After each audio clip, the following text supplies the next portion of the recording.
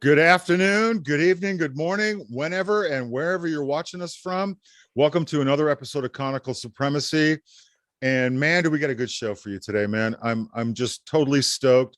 My name is Jon Hansen, and I'd like to give a big shout out to my co-host and the guy who thought this thing up, Mr. Doug Tornquist. Hey, Doug, how's it going, man? Hi, John. How you doing? You know, we hit a milestone today, apparently.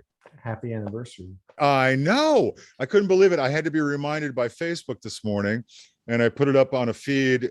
This is our 1-year anniversary. It was October 17th last year that we did our first episode. And, you know, man, we got like 50 shows under our belt almost. Yep. We are content creators, my friend. It just blows my mind, man. And, that's why I've got the light speed thing going on behind me with the ones and zeros, because I'm always processing. Anyway, yes, I know. That means I've spent at least 50 hours with you. Actually, I think it was a little bit more, my friend. I know it was. So I want to thank everybody out there, all of our regulars and all of our new friends out there for showing up and checking us out. Once again, everybody can check this thing out on Facebook Live, Twitch, and YouTube. And everything is archived in YouTube. So make sure, you know, if you want to go back and look, but we've had some amazing guests like our guest today, yes, from all over the world. And I think that's one of the things that is a strength of our show, is that we talk to tuba players, and not just tuba players, but other artists from all over the world. I mean, this week was a great week for us. We got to go play some new horns this week, right? Yes, we did. From our friend Steve Ferguson, our sponsor, one of our sponsors for this show. And you want to talk about, we had lunch with the LA Phil trumpet section, which was kind of great. I mean, that came out of the blue, and Tom Hooten was one of our guests. Yeah. I mean, so it's just great. How's that F working out? You know, it's fine. What John is referring to is Steve Ferguson got this new shipment of tubas. He got 6 B&S tubas, which is kind of a rare thing in this country. So you and I went over there to play them, and we made a little video, which will hopefully be up next week or the week after. And I fell in love with a PT-10. It's, you know, the kind of tuba I used to play in the 80s and the 90s. And I picked that thing up, and it was like coming home. I played it on a little session. I'm making a Christmas record with some friends, brass quintet, and it picked up on the mic beautifully. Then I played it at a brass quintet rehearsal yesterday, and it was also, it's different. You know, I'm used to a much bigger sound on the Yamaha, but wow, the tone of that is beautiful. I think it's a very efficient instrument. I think it really projects more than I feel like it's doing. I think it puts out plenty of sound. But I think one of the things that you were talking about was on the Yamaha, the low register barks a little bit more than on the PTs. And do you think, and we were texting back and forth about this, but do you think that's just a learned thing, or do you think that's just the instrument itself? A little of both. I mean, you know, I think obviously we accommodate to the instrument, but there's, you know, I might say that on the PT, the low register barks a little better. I mean, you know, if you're playing, for instance, the Penderecki or the Bozza or something, and you really need to get down there and bounce off those low notes, it's got some great snap down there. I mean, you know, I kind of turned your guys' heads. I just went for low A, and it just looked. No, that low A was off the hook, bro. But when you were playing Petrushka in reference to that, the low register, but then you were playing Petrushka, and it was like just totally clear and cool, right? I Well, mean, but it was also that mouthpiece, that RT65, which was on there, was kind of like, where have you been all my life? So so everybody out there, the RT65, I played on that too on this horn as well, and I thought it was a beautiful marriage between horn and mouthpiece. And because of our little jaunt over to Steve's the other day, I got my F out again, and I got to get one of those RT65s. I just think the one I'm playing on, I have an old, I was using a PT9 from the 1980s, and I still have that. And that's what I had on the horn the other day. And I'm just going, I just think it's a little too small. well, and let me now, number one, may I point out that you and I are doing something that I said I would never do in my life, which is talk about mouthpieces publicly. Okay. But I also want to say I had a student come over this morning, 8 a.m. on Sunday morning. Right. Okay. Here at my house, right? And I mean, my gosh, young people have so much to keep up with today. So he's unpacking his tuba. He forgot his mouthpiece. Well, he definitely come to the right house, because you got all Norm's mouthpieces. You got all these. You got, and you're the Fred Sanford of tuba. So there you go. I've got my junkyard in these cabinets back here. So I pulled out about 70 mouthpieces. I said, well, here's our chance to try new mouthpieces. And he went through this and that, and the one he wanted, the one that sounded amazing, was the Parentucci 50, right? So and I'm very familiar. That's what I used to use on my sousaphone, and I used to use that, and it's a solid mouthpiece. It was beautiful for him, comparable to the 88 that you correct. And so I instantly wrote to our dear friend Bob Tucci in Munich. He wrote back within an hour, all about the history of that mouthpiece and how wonderful it is. And so thanks to the Conical Supremacy, we are one big happy family. Well, that's what we're about. We're about conversion, right?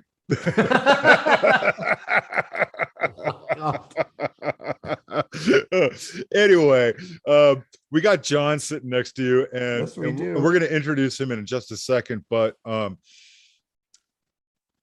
you got to play on a couple of sessions this week. You want to talk about any of that? Yeah, we got to do the main title for two of these Star Trek shows, Picard, and then the other one, it's called New Worlds or the something New like Worlds. that. Yes, we did that, and then and that's all Jeff Russo, right? Yeah, Jeff, and the guy is he's kicking ass, man. Just doing this right stuff. He's Mr. Star Trek right now. I know, it's great. It sure it's is. Great. Anything else going on? Yeah. Didn't you do some Jablonski? Oh yeah, we did Super Pets. Yeah. Oh, cool. So that was, yeah, we're not done with that. So that's still coming up.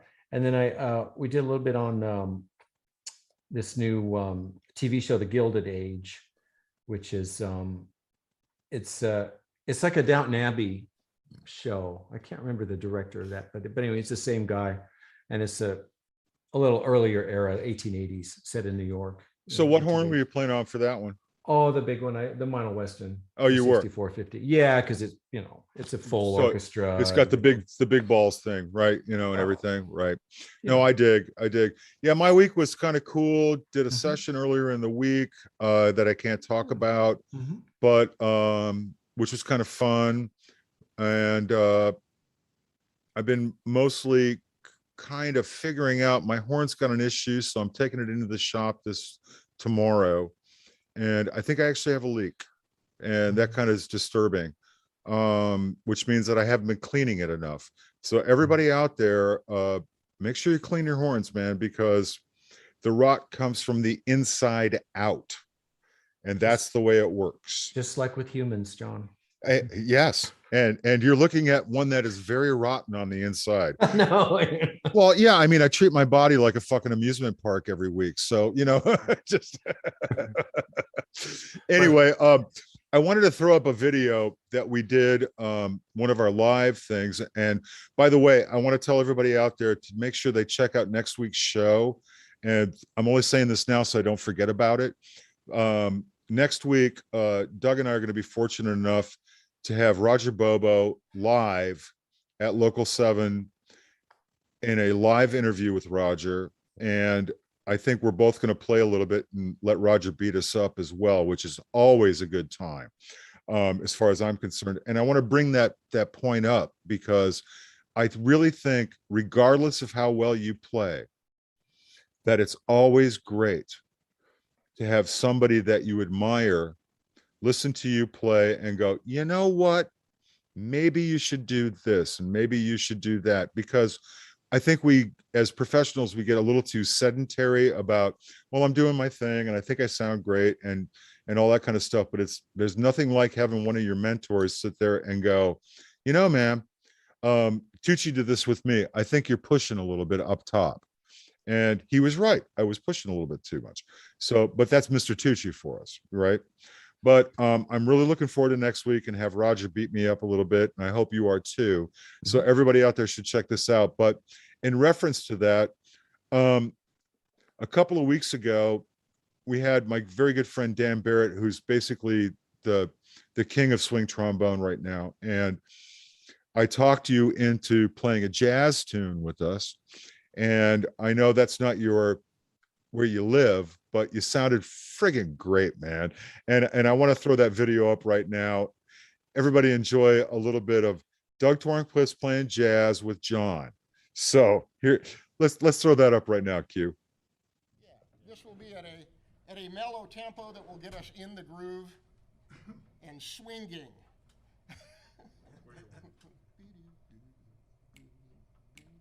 About there, Mark.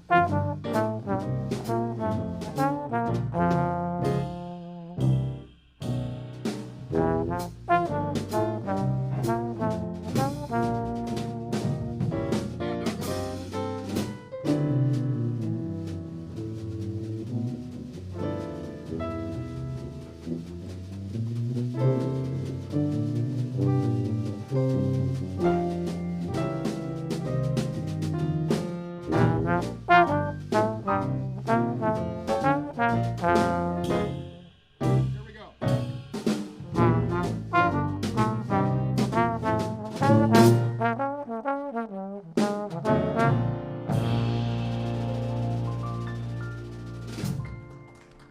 Yeah, Doug, nice job. That was super cool. Way to go, Doug. Beautiful.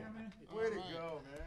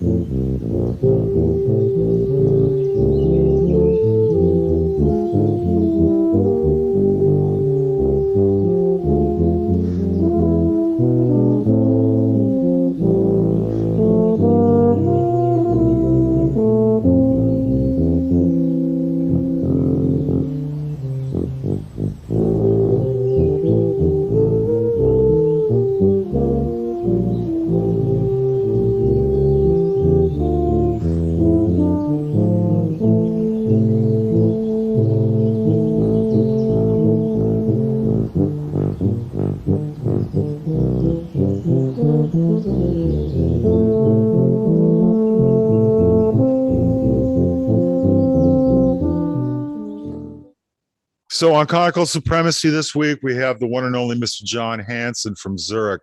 And John, I can't thank you enough for being here, man. Thank you so much. Thanks for having me. It's great to be here. And, you know, that video that we just played, for those out there, that was 3 Jon Hansens at once. Mhm. And that was one of your COVID projects, right, man? Yep. Yeah, definitely. Yeah. You want to talk a little bit about that tune? Yeah. So that song, I was reading a book, The World of Yesterday, I think it was Stefan Zweig, Hmm. about kind of Vienna pre-World War I and the difference between pre-World War I and the way the world changed then. Right, right. And it happened to coincide with COVID starting, and it was kind of eerily Reminiscent. yeah.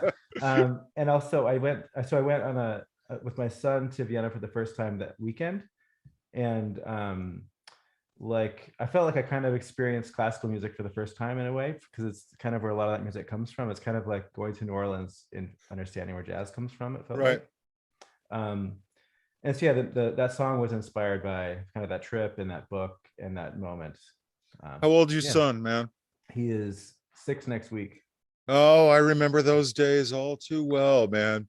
Yeah. Those are the great times. No, seriously, those are the times, as far as I'm concerned, those are the ones to remember and to do Yeah. all kinds of fun stuff, man. Totally. You know, I can't thank you enough for being here. You're out in LA for what reason? Well, for my brother-in-law's wedding yesterday. Yeah. Very cool. It's very cool, man. And was it a good time? It was great. Yeah. How was the band? Unfortunately, they didn't exist.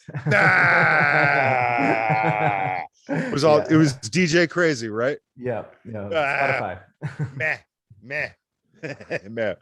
So Doug, you got any questions for John right off the bat, since you're sitting right next to each other? Yes, I do. So please, man. First of all, okay, that has to be the only tuba piece based on the work of Stefan Zweig. Yeah, There's that. No, I mean, shit.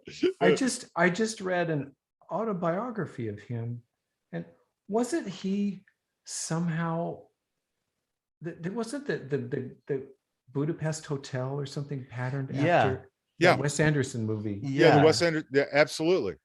Yeah. That's kind of how I heard about the book too. That's what got me into it. I love the vibe of that movie. Yeah. I just think his story is just, I mean, the saddest ever, you know. I mean, his world ended and that was just it for him. He was fish out of water. I think he moved to Brazil or something. He did. And then it didn't go well. No, and I think he turned in his manuscript and then ended it. Yeah. So. He just couldn't. You know, ich bin der Welt abhanden gekommen. I mean, it was just too much for him. So when John showed up at my door today, I was like, "No, when was the last time I saw you? Was it 15 years? Was it 20?" I mean, you know, John was one of our star students at USC, and then you went away and did something, and I think you went to the Pacific Northwest. Is that correct? Yeah. Well, what have you been doing? So I guess I graduated 2009 here, and then I went to UW with Chris Olka in Seattle for my master's and doctorate. And so I was playing in bands in Seattle, a lot of that, and composing. And for several trips, I studied in Portugal with Sergio Carlino. Really?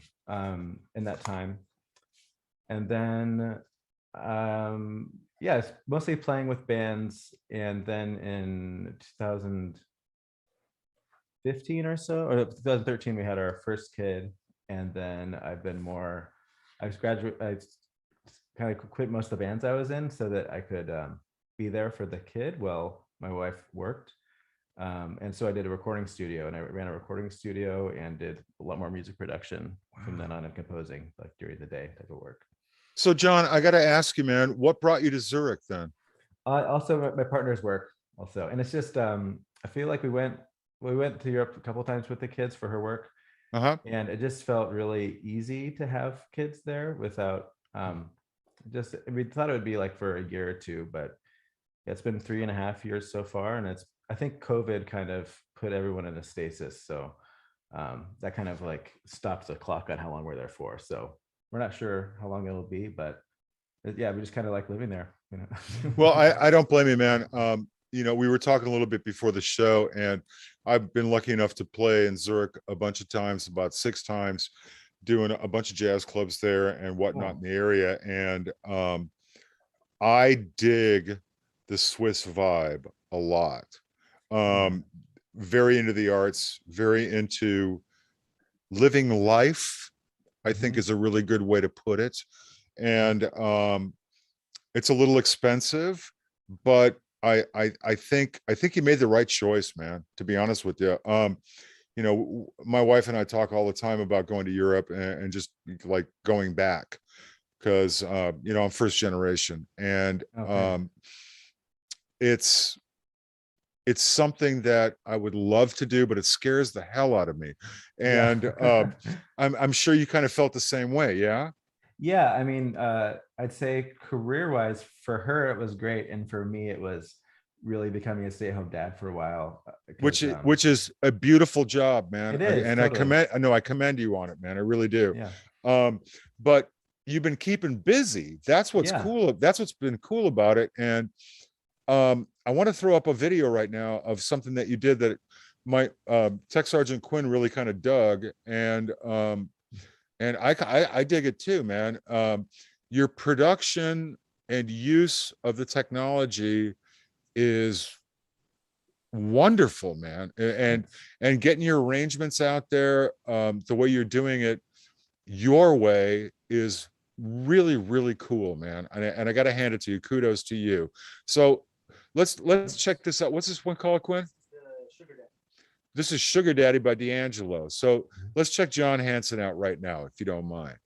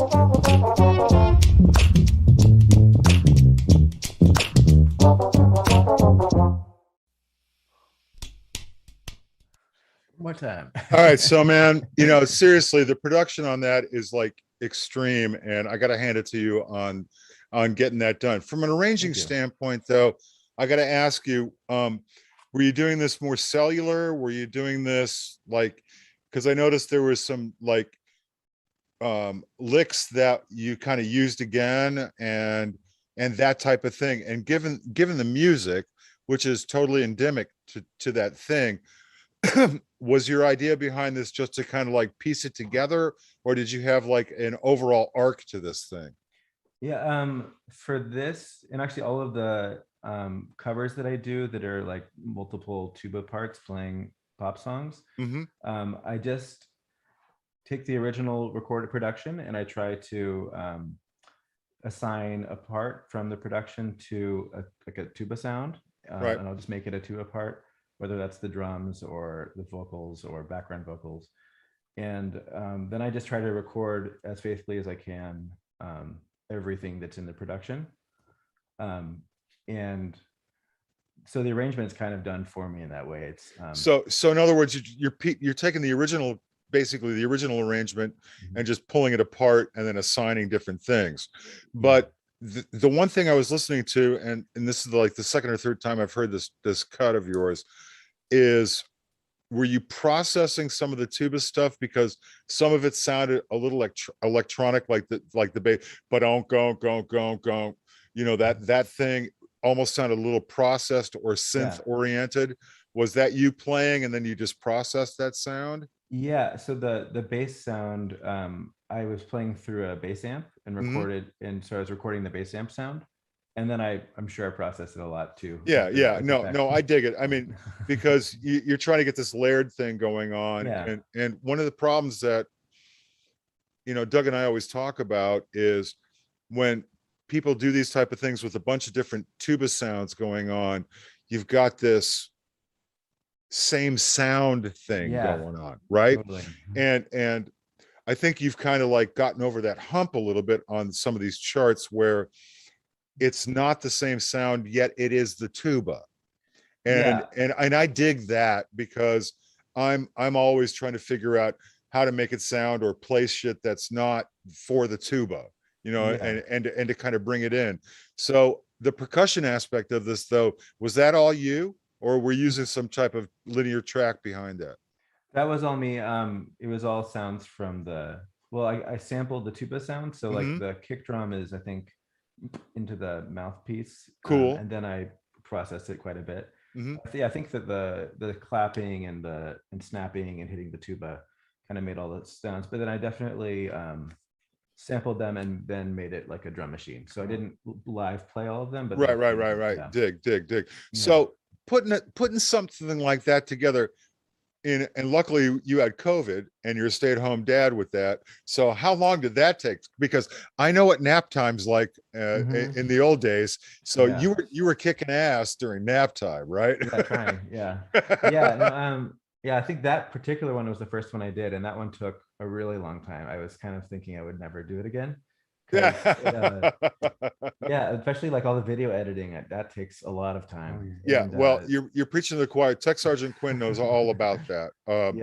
So I mean, was that like a month's worth of work right there?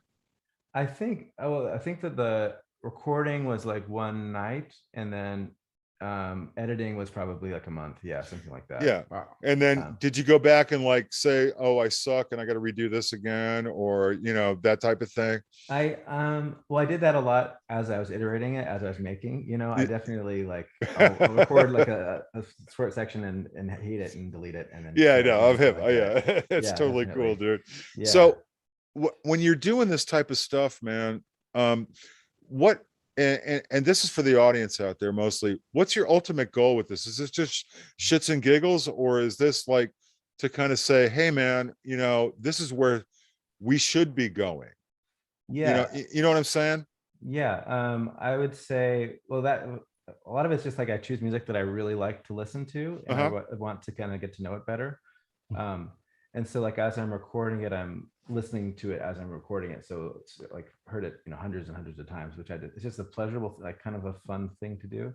But really it's, I think, kind of finding more voices for the tuba and like trying to find ways that it can fit into context that it usually isn't found, and maybe people will hear it that like want it on their album or things like that.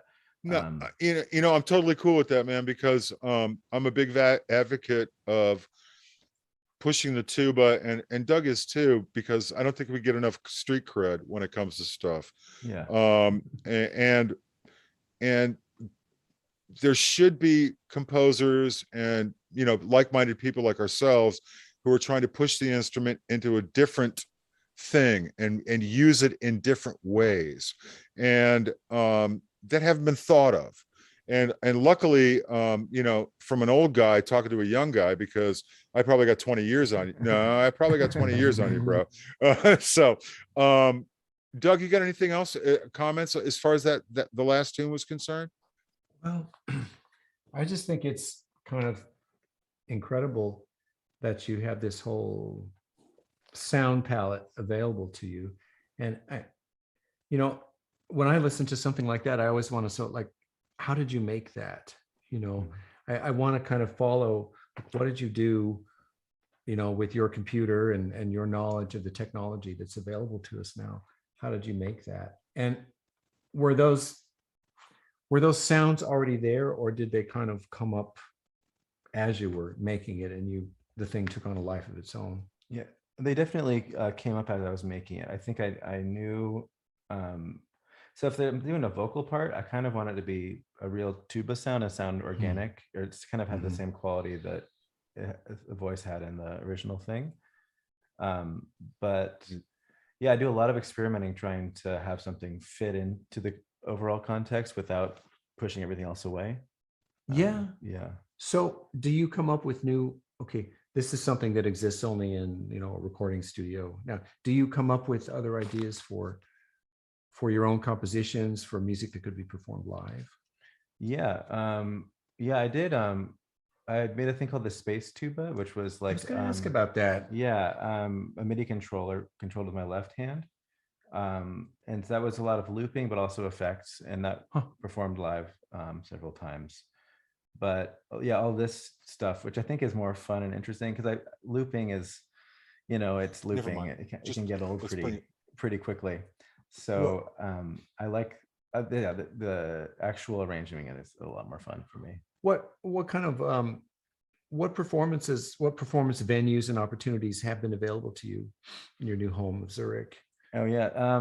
Well, I haven't really done so many. I've been playing at like a jazz club jam sessions a couple times. I've played with this great saxophonist, Nicole Johansson, at some things. Yeah. And our friend Victor Belinda, who's like a tuba player in Switzerland, I subbed for him this summer at a ridiculous circus thing that involved people spray painting a van in front of the stage and throwing knives at each other's backs that had wood on them. Yeah, it's just been pretty wild. I think because we moved there and then had a baby 6 months later, and then COVID happened. So it's been a slow ramp up to the live thing for me in Switzerland. So John, on your jam session thing, are you playing standards out there? Or, I mean, what kind of tunes are you playing? Standards. Yeah. If I go to, I usually just, standards. So are you approaching it more like a bass player? Or are you approaching it more of a Dixie style? I mean, are you trying to, because my whole thing is, I play like Ray Brown and that's my thing, but are you trying to get into that type of zone, or, I mean, is that where you're at, or I'm just curious. Yeah. I've been playing some where it's kind of like New Orleans-y combo type thing. So it's not really Dixie because it's more like second line feel mostly. So yeah, well, second line's bullshit, bro. Anyway, no, I mean, I don't mean that in that, but that's the wrong way to express it, to be honest with you, because it's either funky or or it's loose or stuff. Do you know how second line actually came across? You know why that actually is like that? Is it, I mean, like when they're walking back after the funeral? No, it actually has to do with the fact that the funerals lasted so long that guys had to duck out because they were tired. And the second line were the subs that would follow the band and then duck in when the first guys would duck out. Oh, so it's just looser. And they didn't play as well, or they didn't know the music as well. And so it got a little loosey goosey and a little bit more funky. And that's how Second Line actually was born, was that the Second Line guys were just not as educated, and they were just doing stuff that they heard. And that's how it got funky and loose and this whole thing. So that's really how it started. Cool. And that's why we call it Second Line. And there's actually a tune called The Second Line too, which is actually called Joe Avery Blues. But sorry, I got a lot going on up here, bro. But with that said, the next tune I'd like to play of yours comes from this whole New Orleans style thing with this brass band that you're doing, right, man? I'm not sure what it is. Well, yeah, well, let's check it out and then we can talk about it afterwards. Sounds Okay. good. So Great. let's throw that up, Quinn.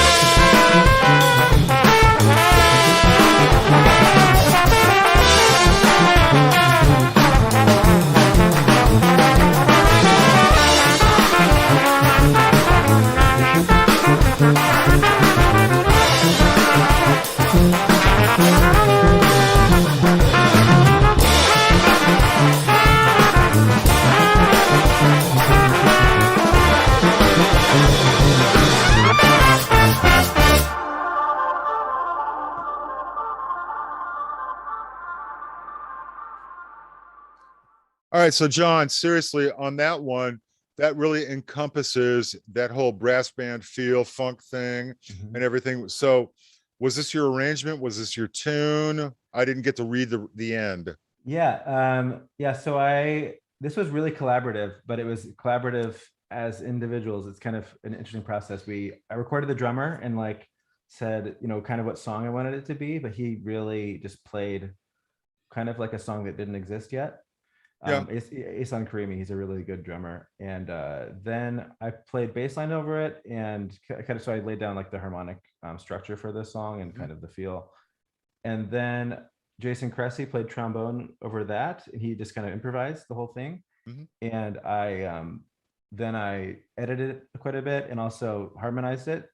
And then Ray Larson improvised over that, and then I just kind of selected everything and compiled it into a song. So yeah, my only comment with that piece of music is I would love to hear a little bit more melody as far as that's concerned. I get the whole groove aspect of it and the other thing too, but you know, as musicians and especially younger players, they're into the whole groove scene. And I went through my whole free jazz, experiences, stuff like that, while it's all good and everything. But the one thing I always missed was melody. And I would challenge you to find more melodic content. And not that it didn't, I'm not saying it sucked or anything, bro. I'm saying it grooved hard. All I'm saying is that I could have used a little bit more melodic content as far as that's concerned. yeah, that didn't really have a melody. Yeah, I know. And Yeah. I'm just, and excuse me for being a dick, but that's just my take on it. But I thought it was great. I thought it was great. It's something that I couldn't even dream of. I mean, if there's a space in the third line, I could start there. But that was amazing. No, it truly is. And a lot of people, I went through a bunch of this stuff in the 90s where this was kind of like the norm of stuff where we just sit there and lay down tracks and just improvise over everything else like that. And as now I'm in my late 50s, there's something about, and Duggan, you and I have talked about this, where melody driven stuff just touches me. And I think that's one of the reasons why I love the American Songbook so much, is that they're just wonderful melodies. And all go ahead, man. Well, I agree. And I wanted to ask Jon, I'm in agreement with you because, and I want to bring you into this question too. I want to find out what's going on in Zurich, but here, especially after the lockdown, I mean, the first time my students got to play together again was last May. They were asked to play for a graduation job. They hadn't played for a year, and they were so excited to play together. They gave a little concert down in the parking structure at USC. Cool. Nothing was open. They wanted to play, so they invited their friends to come sit on the greasy concrete at 10:30 at night for a parking structure concert. And they had like 40 people there. They all came, and the music they played was all melodic and sentimental. The Ennio Morricone medley, the Beatles medley, the saddest songs you've ever heard. And I thought, you kids are 20 years old. What are you playing? So there's a real interest in melody. But I wanted to ask Jon, what are your feelings on that, being in a totally different place in the world? Yeah, I think I really also like melodies. Not very controversial. No, I'm not saying you don't, bro. I was just merely as, an observer, you know what I mean, man? Yeah. No, I would say, what got me initially into music, like really into like really passionate. The first time I got chills, like playing with people, was improvising together and kind of happening on the same thing at the same time and really feeling like you're connecting with someone. And I think that's that's a special feeling, and it is melodic in a way because you're kind of playing a melody with someone at the same time organically, and that's really cool.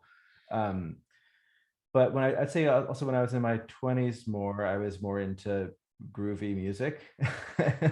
No, I get it, man. And I think so, that album that's from, most of it is like that. Most of it has is somewhat improvised in production of it. But my second album, which came out this year, is mostly, not entirely, but mostly written out. Or and I get what you mean. As a jazzer, it's like, if there's a melody and changes, I'm good to go. As far as that's concerned, and let's see what happens, right? And one of the reasons, do you want to plug that record right now, please, Jon? Oh, sure. It's called Electric Tuba by me, Jon Hansen, and it's available on every streaming platform. And I think you sent us a copy of that. The only reason we didn't put on the show is because there was no vid involved. It's on Oh, yeah. Spotify right now, right, man? Mm-hmm. Yeah, I listened to a bunch of that stuff, and there's Oh. some really good material on there, Oh, man. thank you. And I think you're definitely channeling the right muse as far as that's concerned. And got a great sound, you got great technique. It's all the good stuff, man. And Thank you. compositionally, being one of those guys too, I think you're in the right place, man. And I think Zurich is definitely opening up some different things for you, because I've noticed when we went back and I listened to your first record, it's a little bit different than the second one. Yeah, definitely. And the second one is all tuba, and the first yeah, one is more. but the other thing with that too is kids, man. Let me tell you, it's just because I got two and now they're adults, and it's freakishly weird. Totally. And I'm playing much differently than I was when they were younger, but that's when I was doing a bunch of more experimental stuff. But now I'm coming back to that whole thing where I want to be rooted in this thing that is melodic. And that's one of the reasons I started my whole film and tuba project and everything else like that. But Jon, is there anything else? We're running short on time. Is there anything else that you want to like put out there for the audience and let us know what's going on? Oh yeah. So I guess, yeah, if you're interested in any of the music, it's all on my website, jonhansenmusic.com or Can we put that up, Quinn? And yeah, that's going to be up right now. Yeah. And this year I'm playing with Nicole Hansen in March and April and August. And if you're in Central Europe, come. Very cool. Very cool. Anything else going on, man? Yeah, most of my work now, I'm doing a lot of like production music, library music that involves which is instruments. Kudos to you, because that's where the money's at, my friend. Yeah. Truly I've played on a bunch of that library music stuff, and that's the way things are going, to be honest with you. I mean, Discovery Channel, that's all they use. So it's just the way it is. So good for you. Doug, do you have anything else for Mr. Hansen? Well, I wanted to thank you for coming, and this reunion has been really great for me. I'm just so, I think we've just started a conversation about literary connections and music, because you reminded me that we share a favorite author and perhaps a few more. Hey, Doug, that could be a whole show, literary connections. I mean, holy wow. It would be a very long show, but I knew you when you were an undergrad, Jon, and you were one of our best players, and you were playing all the concertos.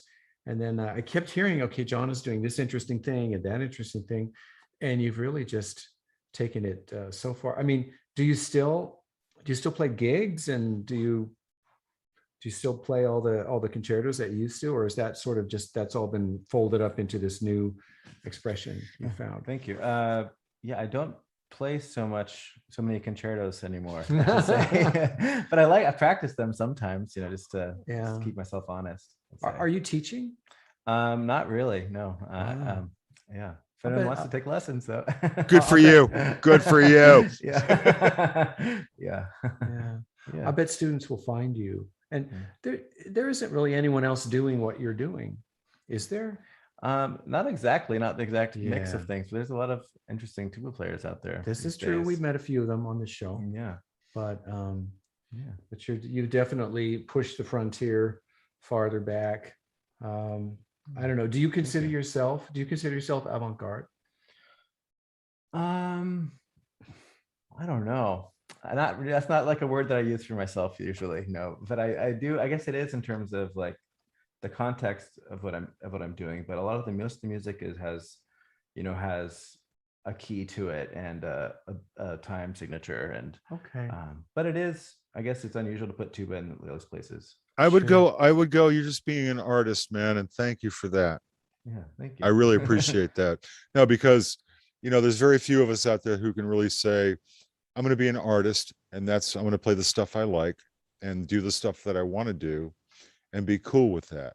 And I think you exemplify that. And thank you very much for showing everybody out there that it can be done. I really mean that. Thank you. It's great. And we're kind of out of time. So Doug, any final thoughts? Any final words? I mean, the future is in good hands. You know, I mean, the three of us all started in the same place, a very traditional education, nuts and bolts of how to do our thing on the instrument. And we've all gone very different places, the three of us. And I think that's fantastic that there's room for that. And Jon, just best of luck. Thank you. In whatever's next. I know it's going to be astonishing. Thanks for having me. Jon, thank you so much for being here today and taking a little bit of time to talk with us today. Really enjoyed your music, man. And I just want to let everybody out there know that next week, just a reminder, we're going to be with Mr. Roger Bobo live and, you know, get beat up a little bit. So it's going to be a lot of fun for us.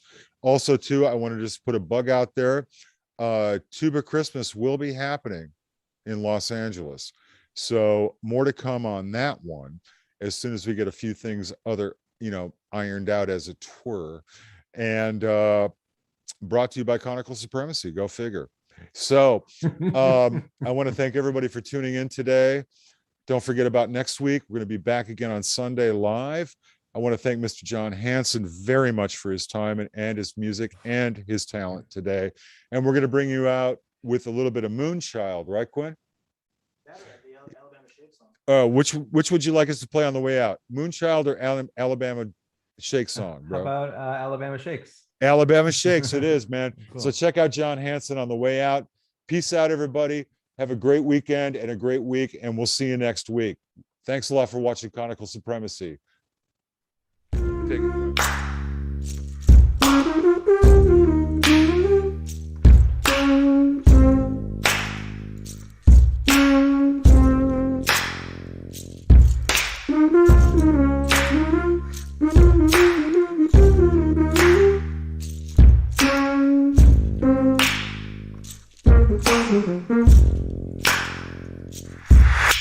Mm-hmm.